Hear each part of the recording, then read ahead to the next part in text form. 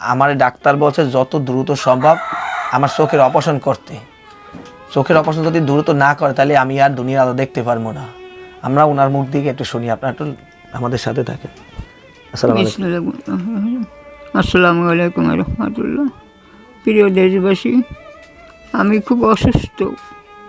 আগে আমি মসজিদে গিয়া নামাজ আদায় করতাম, এখন হাঁটতে পারি না। এক চোখে একেবারেই দেখি না, এক চোখে দেখি সামান্য। কিন্তু ডাক্তারের কাছে গেছি, ডাক্তার বলছে যে আপনার বাম চোখে 3টে অপারেশন লাগবে দ্রুত। ইনফেকশন করছে, যদি অপারেশন না করেন তাহলে আপনার দুনো চোখই একেবারে বন্ধ হয়ে যাবে। আমি এই চোখ অপারেশন দেশ ও প্রবাসে যারা আপনারা দেখতেছেন ভাই, আসলে এই মুরব্বীর কথা বলে লাভ নাই।